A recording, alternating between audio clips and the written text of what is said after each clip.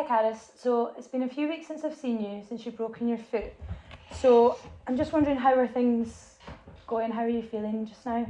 So since I broke my foot, I've been quite sad and I've been quite angry. Normally I would run like 3 times a week. I go to the gym all the time and I feel like I've not been doing either. Right. I have tried going back to running. I had the half marathon booked, Mhm. and I think it's just the fear of always being in pain. Uh-huh. I have done a few kilometres, and like I can, like the first few minutes of my run, I'm like, oh, this is going really well, Yep. and then my confidence just goes down because I start feeling this pain in my foot again. Yep. And it's also it's almost like a tingling in my foot, and Right.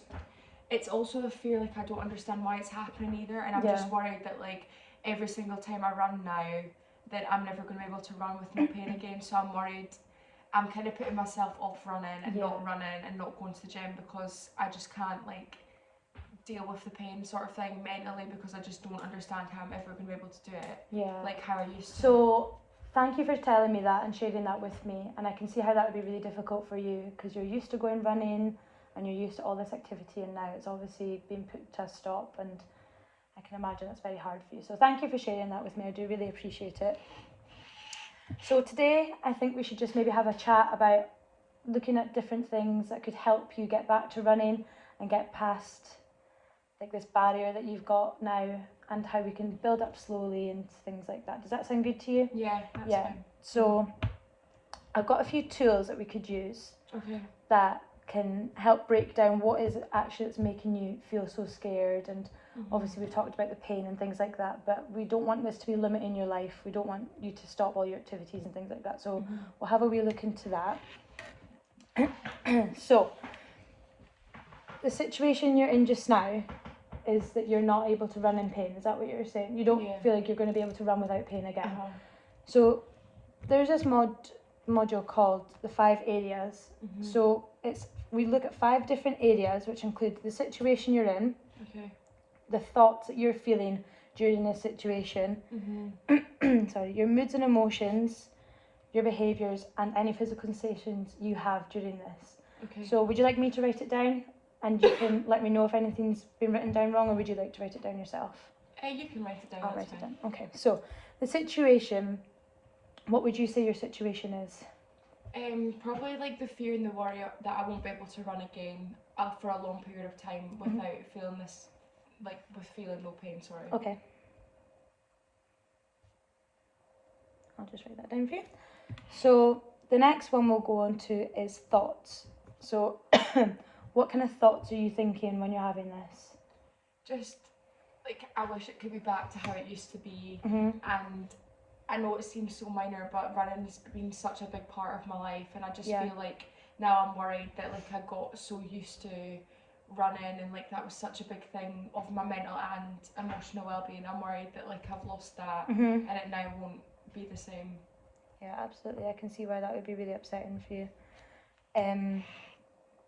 So I'll just write down that you're wishful that it didn't happen, and that you're worried about possibly it happening again, things like that. So when you're thinking this, what kind of emotions are you feeling, and what kind of mood do you put yourself in? Is there any specific ones that jump out to you? I'd say anger and frustration is probably 2 of the main emotions. Obviously when this happened, it was a very active time in my life. I was a student nurse, and again I was training to do the half marathon, and I was very angry at the fact that I thought, oh, why this has happened to me, going to the gym, and then this happened. So I think I was angry and sad and frustrated at the fact all my friends were running, and it kind of took me away a wee bit because like all my friends run all the time, and I obviously couldn't go running, and I felt like I was just sitting lounging about, and that's not something I would really do. So I feel like I was frustrated, sad, angry, just a mix of everything. A mix of all of them. So if you were to rate all of these emotions from 0 to not feeling them at all, and 100 being to the most you've ever felt them in your life, what would you put down? So we'll go with fear first. How much percentage would you say you're fearful of this happening again? Probably about 50%. 50%. And another one I think you listed was anxiety. How anxious are you feeling just now? Maybe not even about going running, but just in yourself? How anxious are you feeling just now? Probably about a 70 or an 80. Okay, that's quite high. And sadness was one that you also listed. Maybe 40. Okay. And frustration / anger, what would you say? Probably about an 80. An 80? Yeah. Quite high again? Okay. So obviously they're quite high scores, and that's not how we would obviously want you to be feeling just now. So we're going to try our best to reduce them right down. Okay. So you kind of mentioned before that all of your friends go running, and you're obviously training for this half marathon and things like that. So you're saying that all of your friends do it. Are you still speaking to your friends about this running? Like, are you adapting any behaviours towards them, or what kind of behaviours are you adapting? I feel like jealousy, to be honest. Yeah. Just because I'm like, why has this happened to me but not my friends? Yeah. And it is kind of like jealous, like seeing them go on day to day, and this has obviously happened to me, and it's put such a backlog onto my career as well as my training with running and things. I feel like I'm probably isolating myself as well, like I'm just taking myself out of the situation. So I don't really like involving myself in conversations that involve running and things like that. I can completely see why you would do that, because it's a natural response if you're passionate about something and you can't relate to it as well. So that's really sad for you. The last section of this 5 areas is called physical sensations. So when you're thinking all these thoughts and having these emotions, is there anything like your body does? Like, does your body change in any way? So if you're feeling like anxiety, like anxious or anything like that? I get quite like, I seize up a bit, like I'm like, I get quite tense, and I feel like my heart rate also increases as well, because again, my anxiety, I'm getting myself worked up, I'm getting myself in a bit of a tiz. So I would say they're my main things. Sometimes I also get sweaty hands as well, and I just feel really angry. Yeah, I know, no wonder. So that's our 5 areas. So we've split up into 5 different areas of why these things are happening and things like that. So this module is good because you can see all these things written down, and if we just eliminated one of these things, all of this wouldn't be able to work as well. Like, so they all kind of bunch together. So if we eliminated your thoughts of the constant pain, you're not going to be as frustrated and angry and so on and so forth, and your behaviours probably would adapt again to speaking to your friends about running, because you would be more interested in it and things like that. So I definitely think that this is something that we should work on to break down. So I've got another thing that we can use called motivational balance. Have you heard of this before? No, I haven't. No. So motivational balance. So there's a list that says reasons to do it and reasons not to do it. So we're going to write the reasons of why you should go back to running and reasons why you shouldn't go back to running in one list, and then we're going to weigh them out of 5. So 1 is it really doesn't matter to you, and 5 is really important for you. So what is one reason that you would like to get back to running, do you think? Probably it reduces my anxiety. It makes me feel less stressed, and it's good for my mental health. So how highly would you rate that out of 5? Probably 5, to be honest. 5, yeah. Any other reasons why you should go back to running? Makes me feel better about myself, like the way I look. Yeah.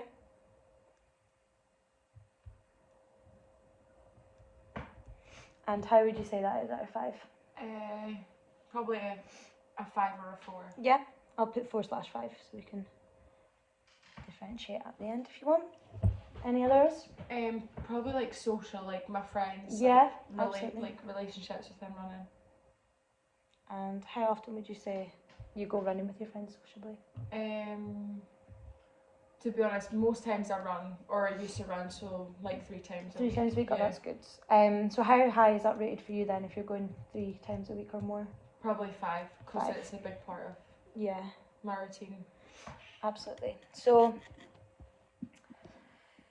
is there any other reasons why you would want to go back to running?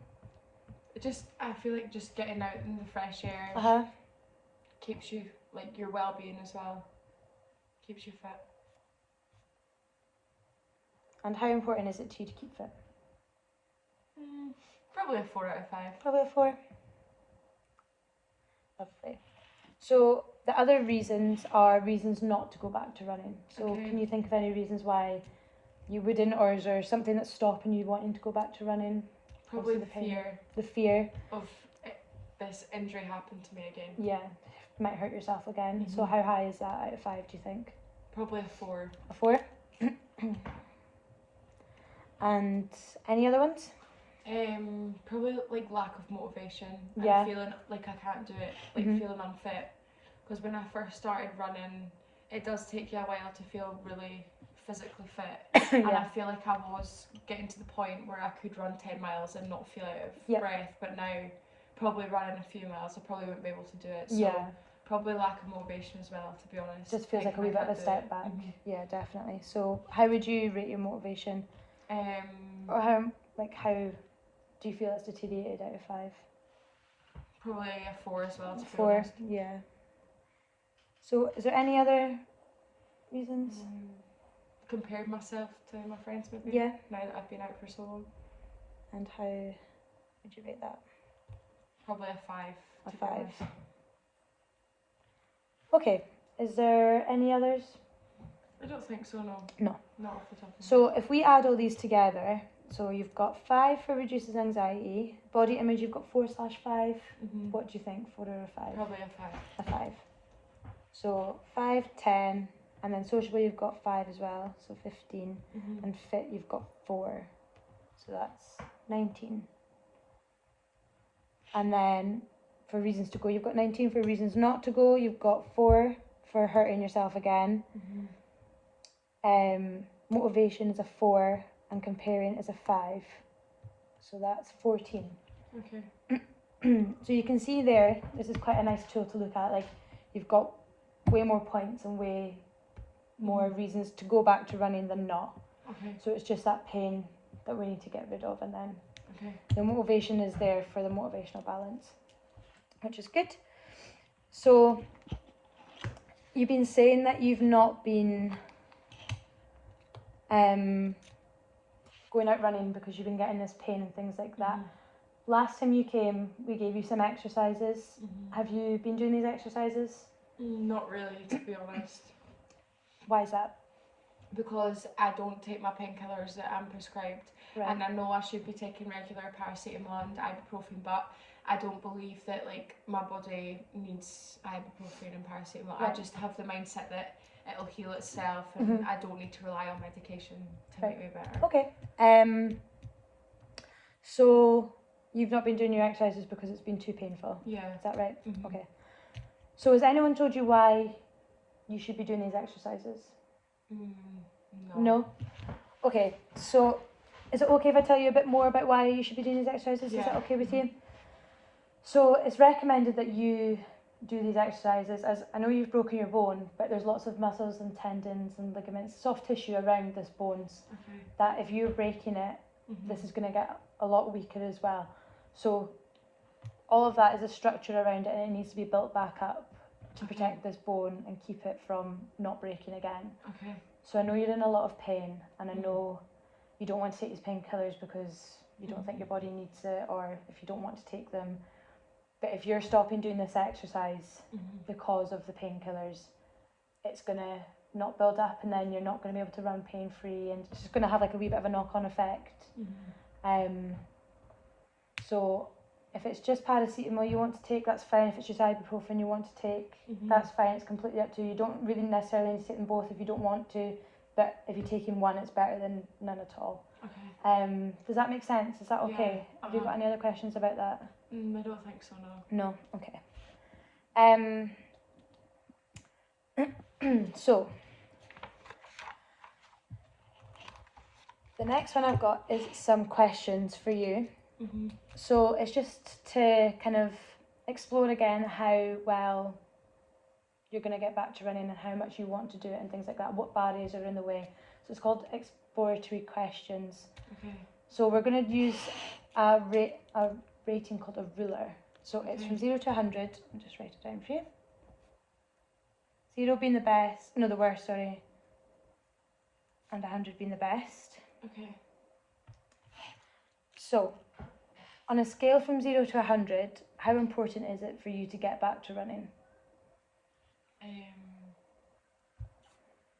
Probably 90. 90, right. And how confident do you feel about going back to running just now? A 50 maybe, 50%. 50? Right. So why is it 50 and not 30? What's making you feel that little bit more confident than not? Because if that makes sense, sorry. I enjoyed running as an exercise. Right. And I want to be able to do it again. Yeah. I feel like actually looking back and enjoying, like seeing myself enjoy running so much kind of motivates me that I do want to try and get back into it. Okay, perfect. And so if this was to happen again, what would take you closer to being 100 than 50? So what's going to be that barrier that you can overcome to make you 100% confident to go back to running? Probably knowing that, I don't know, like taking the fear away. Yeah. That this isn't going to happen again. Right. So no fear. And what do you think would stop the fear? Do you think getting rid of the pain, or do you think that first run that you go back out on? Yeah, probably both. Maybe pain management and also maybe having like a structure how I can get back into running without rushing it. Maybe like an actual, from like a professional's perspective, how quick or how slow I should actually be going back to it rather than rushing it in. So do you think it's more that you don't have the knowledge of when you should be doing certain things, like a time scale? Time scale, Okay. Or even exercises, like I said before, I don't really do my exercises, so maybe actually listening and doing my exercises would maybe help me. Yeah, okay. So to get back to running, to get over this 50% confidence, what do you think is going to get in the way? Do you think it's going to be, other than the fear, do you think it's going to be like the lack of motivation, or? Probably lack of motivation and my fitness levels. Okay. So for the fitness levels, you can build up your fitness other ways as well just now. Even if you're not getting pain on things like a bike or rowing machine, Stairmaster, things like that. You can build up your fitness still through that. So then when you go back to running, it's not such a shock to your body maybe. You could maybe go that further distance, something for you to think about if you want to, obviously it's up to you. So now that we've got what your motivators are and what barriers and things like that I think are going to be in the way, it's probably best that we come up with a plan from all of these little areas that we've used. Have you ever heard of a SMART goal before? Not really, no. So I think this is something that'll help you quite a lot. So it's something that you can achieve and have a time bound set for it, that you know when it's going to happen. So SMART stands for specific, for S, measurable, achievable, relevant, and time bound. So we've got a time set. Does that make sense? Yeah. So we want this to be specific. So it should be running. Measurable, we obviously want to see if you're doing it with no pain or not. Achievable, that's the big one I think. Relevant and time. So what do you think? Have you got any ideas of a SMART goal that you would like? Type, I don't know, maybe being able to achieve like a certain amount of kilometres within the space of a month. In a month. Okay, so we'll put for the time a month. And achievable. So how many kilometres were you running before you stopped due to the pain? I was running, I don't know, my longest run was maybe 25 kilometres. Right, okay, so you were running a long time before you started, before you got injured. So achievable, I think, running with no pain, maybe you could try 2 kilometres. Do you think that would be too much or too little just now? I feel like I could maybe go higher. Go higher? What do you think? 4? Within a month. So if we work ourselves up to the month, sorry. If I got 5 kilometres within a month, I'd be happy. 5 kilometres. Perfect. And we'll measure this through your pain. So if we put, to be able to run a 5 kilometre run with a friend maybe?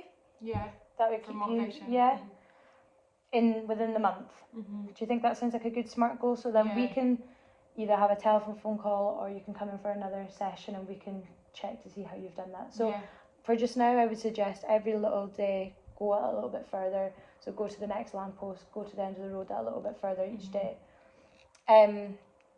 So SMART goals are actually really good for to set goals. It's actually been published by healthcare journals. So now that we've established a plan for yourself with the SMART goal, how are you feeling now? A little bit more positive that it could be manageable. Right, that's good. Is there any new thoughts in your head or any new feelings? I don't think so, no. No.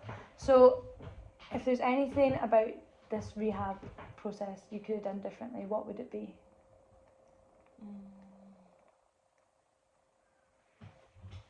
Probably actually have done my exercises and rested more, because I thought by doing more and even things around the house that it would make me better and it would build up my muscle again. But from this meeting with you, I've realised that like maybe I should have done my exercise, maybe by being prescribed paracetamol, ibuprofen, like it's interventions to help me, but I've kind of just shut them off, if that makes sense. So maybe that. Well, I think that's a good start for today anyway. So you've got your SMART goal, you now know in yourself that you should have done your exercises and things like that, but you know now to do them. So I feel like that's a good way to end today's session. So we'll come back together and see how you're getting on. But if you've got any worries before that, you can come and let me know, okay? Perfect. Thank you very much for coming in today. Thank you so much. Thank you.